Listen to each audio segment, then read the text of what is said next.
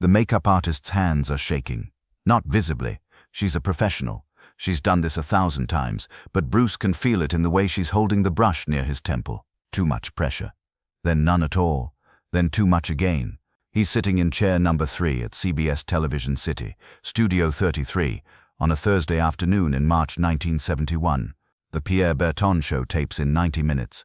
Through the wall he can hear the warm-up comedian testing material on the arriving audience. Laughter comes in waves, then stops abruptly when the comedian asks for a show of hands about something Bruce cannot make out. The makeup artist steps back. "You're all set, Mr. Lee." Bruce thanks her. She leaves without making eye contact. He's learned, in the 8 months since the network cancelled The Green Hornet, that Hollywood has 2 distinct temperatures. When you're the lead in a primetime show, people hold your gaze a half-second too long, like they're trying to memorize your face for later. When you're not, they look just past your shoulder at something more important behind you. The Green Hornet ran for 1 season, 26 episodes, then it was gone. Now Bruce teaches martial arts to private students, choreographs fight sequences for films that credit other people, and takes interviews like this one, because his agent says visibility matters more than money when you're trying to come back. He does not feel like he is coming back. He feels like he is waiting. Someone knocks. The door opens before Bruce can respond. The man who enters is not part of the production crew. He's wearing a purple blazer that probably cost more than Bruce made in his last 3 choreography jobs combined. His face has the specific thickness that comes from 20 years of taking punches, scar tissue around the eyes, a nose that has been broken and set and broken again. Bruce recognizes him immediately.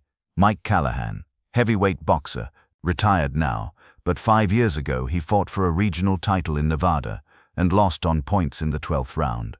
The fight was on ABC's Wide World of Sports. Bruce watched it in a bar in Chinatown with James Lee, both of them analyzing Callahan's footwork, which was better than it had any right to be for a man his size. Callahan is not here to talk about footwork. "You're Bruce Lee." "I am, the kung fu guy." Among other things, Callahan closes the door behind him. He moves the way big men move when they've spent their whole lives in spaces designed for people smaller than them. Carefully, but with the understanding that the space will yield if necessary. "I saw your show," Callahan says. "The Hornet thing. You were good. Fast." He pauses. "Looked fast, anyway." Bruce says nothing. "I'm doing commentary today," Callahan continues. "Boxing segment. They've got me talking about Ali's training camp, the Frazier fight next week. You know about that? I know about it. Should be a war. Frazier's going to walk through everything Ali throws and break him down in the middle rounds. That's my read." Bruce still says nothing. He has learned that silence deployed correctly makes people say what they actually came to say much faster than questions do. Callahan looks at him for a long moment. "You ever fight for real?" "Depends what you mean by real. I mean no cameras, no choreography, no wire work. Just you and another man, and the question of who walks away." "Yes," Bruce says. "I've done that." "How many times?" "I stopped counting." Callahan smiles, but there's no humor in it. "See, that's what I figured. You stopped counting because the number's small enough you could count it if you wanted to, you just don't want to admit it." Bruce stands. Not quickly, not threateningly. He simply stands, and the distance between them closes by half. "Why are you here?" Bruce asks. "Because I watched you on TV doing those little demonstrations, flipping guys around, and I thought, this is the wrong stage for you." Callahan gestures toward the door, toward the studio beyond. "This talk show shit. This Hollywood shit. You want people to take you seriously, you need to prove yourself where it matters. Where's that? In the ring, real rules, real consequences." Bruce waits. "There's a promoter I know," Callahan says, "works out of a gym in Gardena. He sets up fights between different styles. Boxers, wrestlers, judo guys, whatever. They're not public. They're not legal, exactly. But they're real, and if you won a few, people would know your name for the right reasons. Not because you played a sidekick on a cancelled TV show." This is the moment where most people would get angry. Bruce has seen it happen enough times to predict it. Someone questions your legitimacy. You defend it loudly, and in defending it you prove that it needs defending. Bruce does not get angry. "What do you get out of this?" he asks. Callahan shrugs. "I set up the introduction. I get a percentage. That's how it works. But I'll be honest with you, I also want to see if you're as good as you think you are. I don't think I'm good, Bruce says. I know what I can do. Those are different things. Then prove it. Bruce sits back down. He checks his watch. 65 minutes until taping. Callahan is still standing near the door, waiting for an answer. Tell me something, Bruce says. When you fought for the regional title, what round did you know you were going to lose? Callahan's face changes. For just a second, something unguarded appears there. 8th, he says quietly. He broke my rib with a body shot, and I felt it crack. Had 4 more rounds to go, and I knew. But you finished. I finished. Why? Because walking away would have been worse than losing. Bruce nods. That's the difference between you and me. I don't fight because walking away would be worse. I fight because fighting is the most honest thing I know how to do. Callahan studies him. The aggressive energy that filled the room when he first walked in has shifted into something else. Not respect exactly, but a kind of recognition. So is that a no? It's a no to your promoter in Gardena. It's a yes to something else. What's that? You're here for a boxing segment. After this show tapes, you'll go back to whatever you're doing. But right now, for the next hour, we're both backstage at the same place. Which means we have time. Time for what? To find out if I'm as good as I think I am. Callahan laughs. Actual laughter this time. Not the smile from before. You want to fight me? Here? Not fight. Spar. Light contact. 3 minutes. The storage room down the hall has enough space if we move the equipment racks. Why the hell would I do that? Because you came here to challenge me, and I'm not going to let you walk away without getting what you came for, and because part of you wants to know too. Callahan is quiet for a long time. Somewhere down the hall, a producer is shouting about a lighting cue.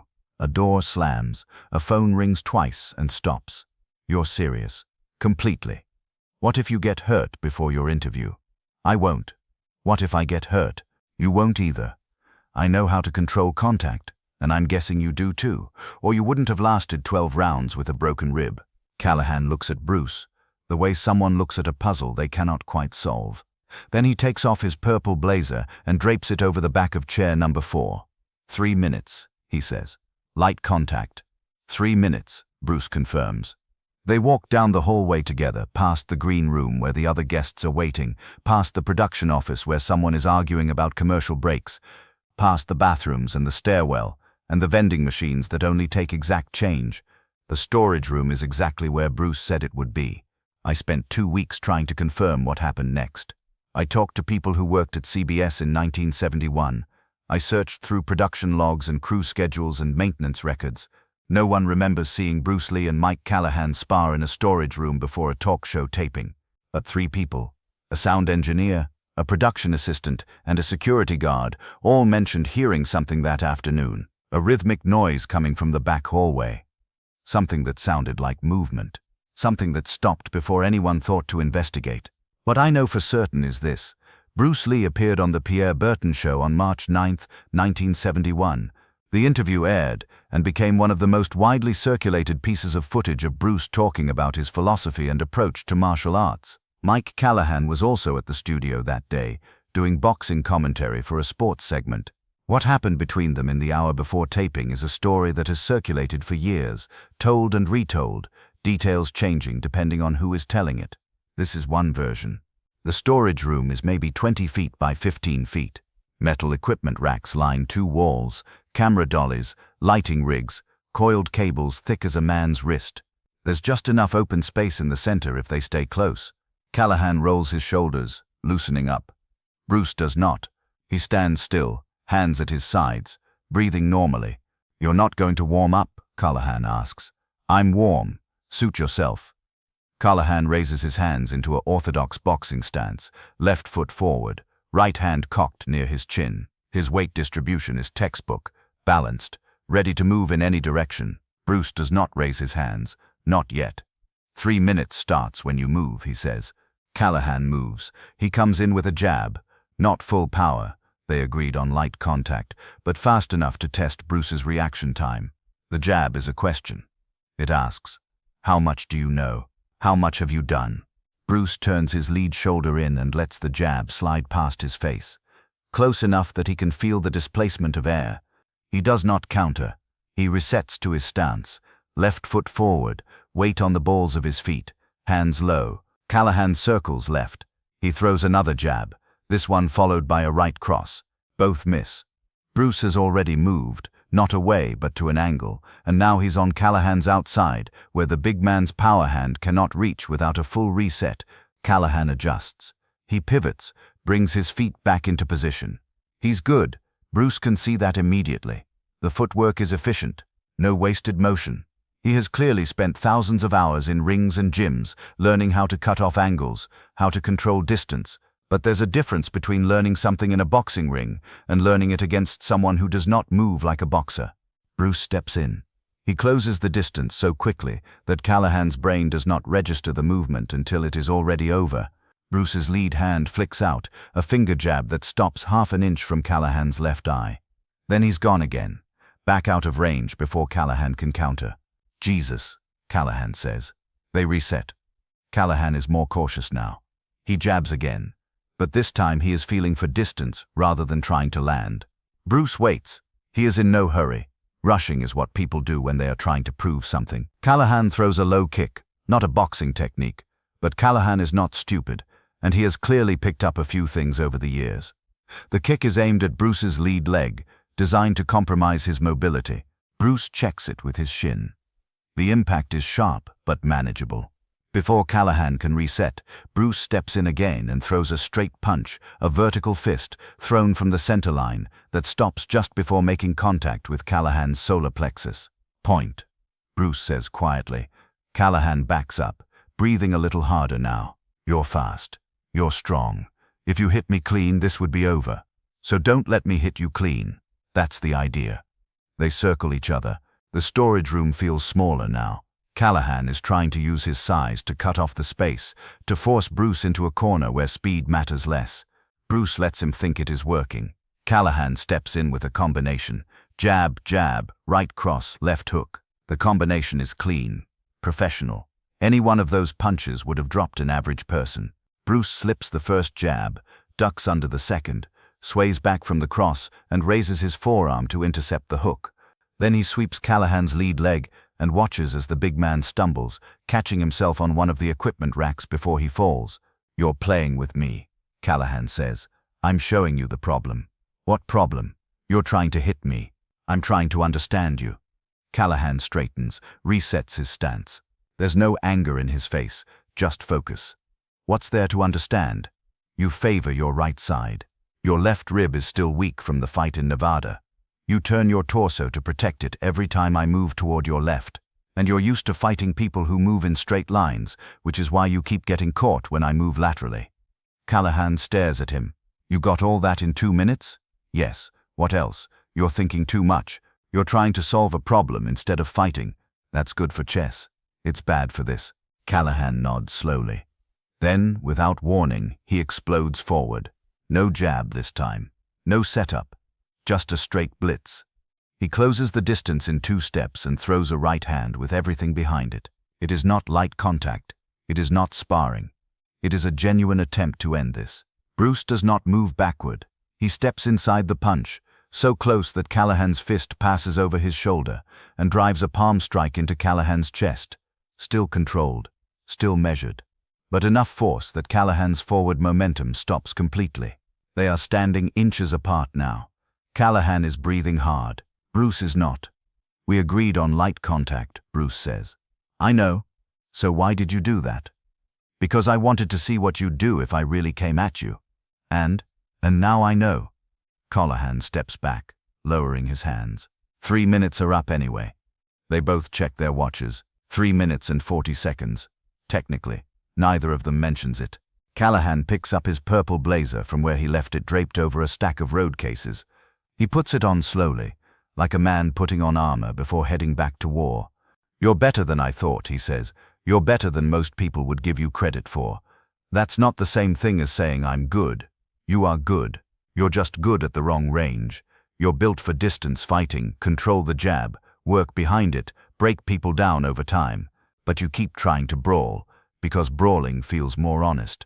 It's not. It's just harder. Callahan looks at him for a long moment. You know what's funny? What? You came here to do a talk show. I came here to tell you you're on the wrong stage. And now I'm standing here thinking maybe we're both on the wrong stage. What's the right stage? I have no idea. Callahan extends his hand. Bruce shakes it. Good luck with your interview. Good luck with your commentary. Callahan leaves. The door closes behind him with a soft click. Bruce stands alone in the storage room, surrounded by equipment and cables and the faint smell of dust and machine oil. His hands are not shaking. His breathing is normal. He does not feel like he just fought someone. He feels like he just answered a question. The interview goes well. Pierre Berton is a good interviewer. He asks real questions, not softballs, and he listens to the answers. They talk about martial arts, about philosophy, about what it means to express yourself honestly through action. At one point, Burton asks Bruce what he thinks about people who see martial arts as violent. I don't think of it as violent. Bruce says, I think of it as honest. How so? Because when two people face each other with nothing between them except skill and intention, they cannot lie. Everything they are shows up in how they move. Burton leans forward. Have you ever been in a situation where that honesty was tested, where you faced someone and discovered something about yourself you didn't expect? Bruce thinks about Callahan, about the storage room, about the way the big man moved. Cautious at first, then reckless, then something else entirely. Yes, Bruce says, more than once. What did you discover? That being good at something and knowing why you're good at it are not the same thing. Most people stop at the first part. The ones who get to the second part, those are the ones who change. The audience is silent. Burton is silent. Bruce can feel the weight of the moment, the way his words are landing differently than he expected. And have you changed? Burton asks. I'm still changing. The interview continues for another 20 minutes. They talk about Bruce's background, his teaching philosophy, his frustrations with Hollywood's limited imagination. When it is over and Bruce is walking back to his dressing room, a production assistant stops him in the hallway. Mr. Lee? Someone left something for you. She hands him a folded piece of paper. Bruce opens it. The handwriting is rough but legible. You were right about the rib and the thinking too much. If you ever want to spar again, not for a promoter, not for money, just to figure things out, call me. There's a phone number below the message. No signature. It does not need one. Bruce folds the paper and puts it in his pocket. He does not call the number that week, or the next week, or the month after that. But he keeps the paper. 6 months later, when Bruce is in Hong Kong filming The Big Boss, the movie that will make him an international star and prove that he does not need Hollywood's permission to succeed, he finds the paper again in an old jacket pocket. He calls the number from his hotel room. Callahan answers on the third ring. It's Bruce Lee. There's a pause. Then, I figured you'd lost my number. I don't lose things. I just wait until the right time to use them. Is this the right time? I'm in Hong Kong for the next 3 months. When I get back to the States, we should train together. Not spar. Train. I want to understand how you think about distance and timing. What do I get out of it? You get to learn how to fight someone who doesn't move like a boxer. Another pause. Longer this time. Deal, Callahan says. They never do train together. Bruce stays in Hong Kong longer than expected. The Big Boss is a massive success, and 2 more films are greenlit immediately. By the time Bruce returns to the States, his life has changed completely. He is no longer the guy from the cancelled TV show. He is no longer waiting. Callahan sends 1 more letter, forwarded through Bruce's agent. It arrives in early 1973, a few months before Bruce dies. The letter is short. I saw The Way of the Dragon. You were right about everything. Congratulations on finding your stage. Bruce writes back, but the letter is returned. Undeliverable.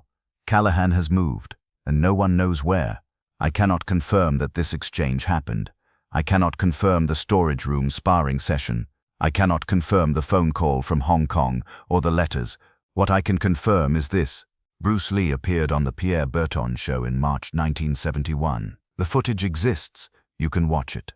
In the interview, Bruce talks about honesty, about expression, about the difference between doing something well and understanding why you do it. Mike Callahan was at CBS that day. I have the production logs.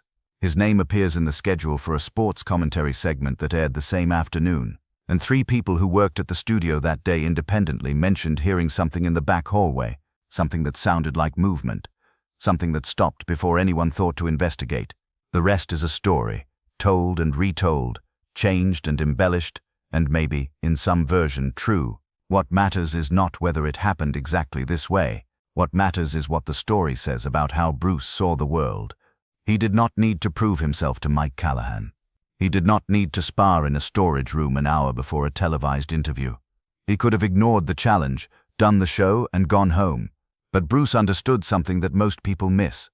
The real test is not whether you can win. The real test is whether you can face someone honestly. No posturing, no performance, nothing between you except the truth of what you can do, and still walk away more curious than defensive. Callahan came backstage to tell Bruce he was on the wrong stage. Bruce showed him that there is no wrong stage if you are being honest. The interview aired. Millions of people watched it. Bruce talked about martial arts and philosophy and the importance of expressing yourself truthfully. And somewhere in Gardena or Las Vegas or wherever Mike Callahan ended up, a retired heavyweight boxer watched the same interview and understood, maybe for the first time, why he never needed to fight in that storage room to know what Bruce Lee was capable of. He already knew. He knew the moment Bruce stood up from the makeup chair and asked, "Why are you here?" Because that question was not defensive. It was not aggressive. It was genuinely curious. And curiosity, in a fight or anywhere else, is the most dangerous thing a person can bring. It means they have nothing to prove. It means they have already won.